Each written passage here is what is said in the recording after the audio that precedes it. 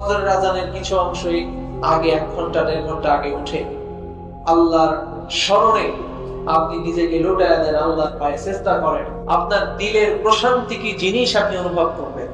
আল্লাহ নবী সাল্লাল্লাহু আলাইহি ওয়াসাল্লাম হাদিসের ভিতরে বলেছেন, যে ব্যক্তি তার সময়গুলোর মধ্য থেকে কিছু অংশ অবসর সময় বের করে আল্লাহকে দেয়, আল্লাহ তাআলা তাকে তার পুরোটা সময় বরকতময় করে দেয়।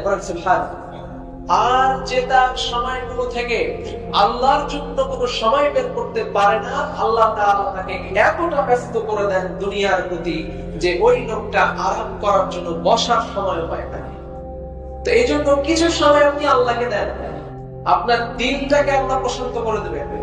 আপনার পেরেশানি, হতাশা, দুশ্চিন্তা এই সব কিছু দূর করতে 2 রাকাত নামাজ যথেষ্ট। যদি নামাজের মতো নামাজ পড়তে পারেন, গভীর রাতে কেউ নাই, আপনি একা, এই ফজিলতপূর্ণ রাত্রিগুলোতে আপনি নামাজে দাঁড়ায়, এরপরে সিজদায় লুটিয়ে পড়ে সুবহান রাব্বিয়াল আলা 3 বার বলা হলে উঠে যাবেন না, ওইখানেই থাকেন। এবার আপনি আল্লাহর সাথে কথা বলা শুরু করেন, আল্লাহ আমার দিনকাল এভাবে যাচ্ছে, আমি এখন এই সমস্যায় আছি, আমার এখন এটা প্রয়োজন, আমি জানি না আমার কিসে করলাম, তুমি আমার জন্য যেটা করলাম সেটা দান।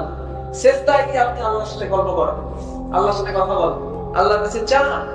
বিশ্বাস করেন, এইভাবে যদি আপনি আল্লাহর স্মরণে নিজেকে লুটায়া দিতে পারেন, এরপরে ফজরের নামাজ পড়ে আপনি ওই পুরোটা দিন এমন একটা শান্তি পাবেন যেটা অন্য কোনোদিন আপনি পাবেন না ইনশাআল্লাহ।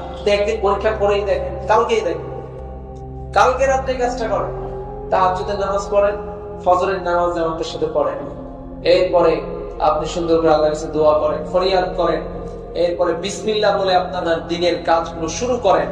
দেখেন ওই দিন আপনি আপনার কাজে যত বেশি বরকত পাবেন, যত বেশি কাজ করতে পারবেন, যতটা আনন্দে কাটাতে পারবেন, এই আনন্দ এত বেশি কাজ আপনি অন্য কোনো দিন করতে পারেন না।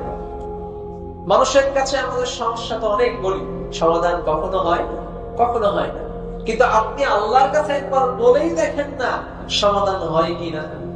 তো আমরা এই মুহূর্তে নিয়ত করি, আমরা তো জাগবই, পাশাপাশি আমাদের মা বোন সহ পরিবার পরিজন সহ একসঙ্গে এক ছাদের নিচে একটা পরিবারের সকল সদস্য যখন এক জায়গায় বসে আল্লাহর কাছে দোয়া করে, তখন আল্লাহ তাআলা বলেন যে এই পরিবারে এই ছাদের নিচে আর একজন অবশিষ্ট নেই যে আমার স্মরণে দাঁড়ায় না।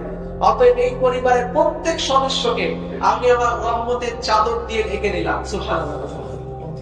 এই পরিবারের সকল সদস্য সকল ফরিয়াদ আমি আল্লাহ কবুল করে নিলাম। সুবহানাল্লাহ।